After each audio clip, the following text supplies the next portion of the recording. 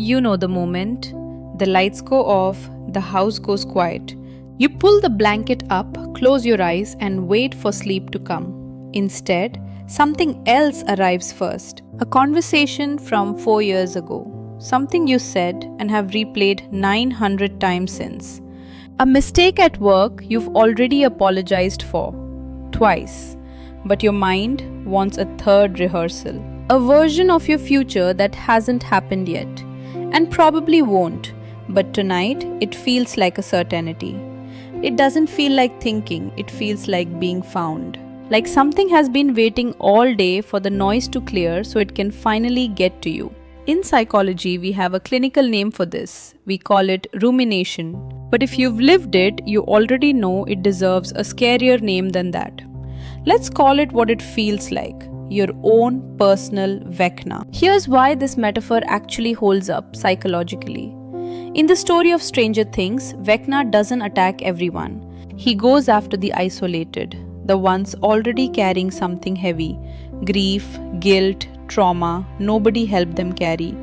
He finds the person already alone in a room and he makes that isolation total.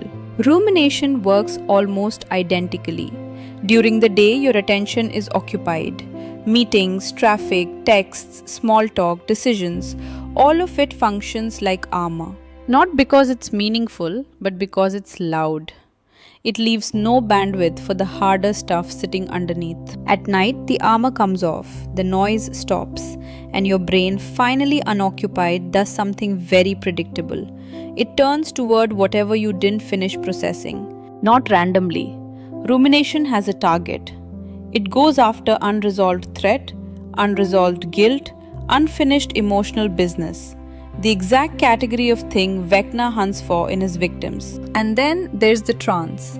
In the show, once Vecna has you, you're locked, paralyzed, replaying his chosen images on loop, unable to look away, unable to move. Fighting it only pulls you in deeper. If you've had a 3 a.m. spiral, you know this part is in fiction. The thought loops. You try to stop thinking it and, perversely, that effort makes it louder. This is a real documented pattern in the psychology of rumination and anxiety. Suppression backfires. Trying not to think about something keeps it active. You're not weak for not being able to just let it go.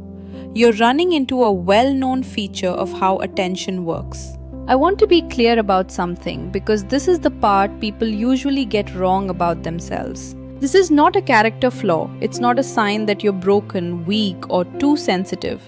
It's not evidence that something is wrong with you as a person. It's closer to a byproduct, a side effect of a nervous system that's still holding something it hasn't finished with.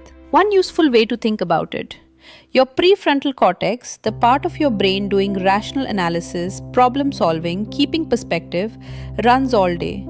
And by nighttime, it's depleted. Meanwhile, the parts of your brain more responsible for emotional reactivity don't clock out at the same rate.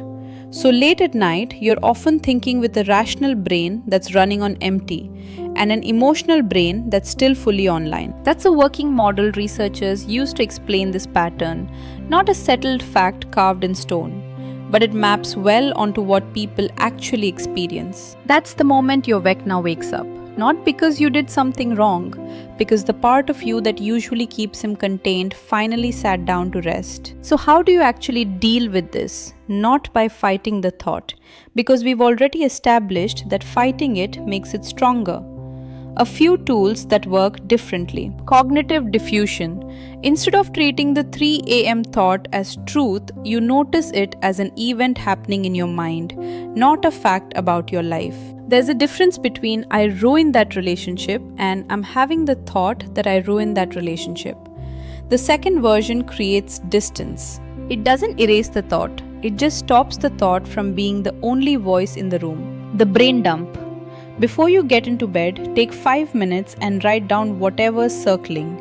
Unfinished tasks, unresolved worries, the argument you're still replaying. You're not solving it, you're externalizing it, moving it out of your head and onto paper, so your brain doesn't feel like it has to keep guarding it all night. This is one of the most consistently effective pre-sleep interventions in the research, precisely because it removes the item from active mental storage. Soothing sound or music. This one works on a different channel entirely, not thought but physiology. Calm, slow, predictable sound gives your nervous system something steady to orient to instead of the spiral. Where rumination thrives on unpredictability, the mind jumping from one what if to the next, a low repetitive soundscape signals safety to your body.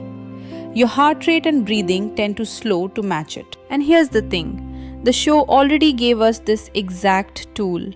Remember Max? When Vecna comes for her, the thing that pulls her out isn't fighting him head on. It's her friends getting a specific song into her ears. Something familiar, something hers, something that has nothing to do with the horror trying to pull her under. The music doesn't argue with Vecna, it doesn't try to reason her out of the trance. It just gives her nervous system somewhere else to go, an anchor pulling her back to her own body, her own memories, her own sense of self, until his grip loosens on its own. That's a surprisingly accurate picture of how this actually works for you at 3 am. You're not going to out-argue the spiral. You're not going to logic your way out of it in the moment. But you can give your body something else to orient to, a steady, familiar sound.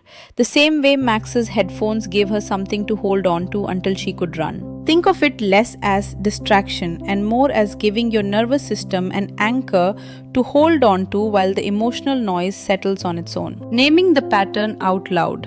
Something as simple as thinking, this is the 3 am spiral again, recognizing it as a known pattern rather than a new crisis, takes some of its power away. Vecna's trance works because the victim believes what they're seeing is really happening right now. The moment you recognize you're in a loop, not a revelation, the loop loosens. You don't need someone to hand you a magic key to escape this. What you need are a few small tools used consistently, so that the next time the noise drops away and something old comes looking for you, you're not defenseless in that room. You already have what it takes to turn the lights back on.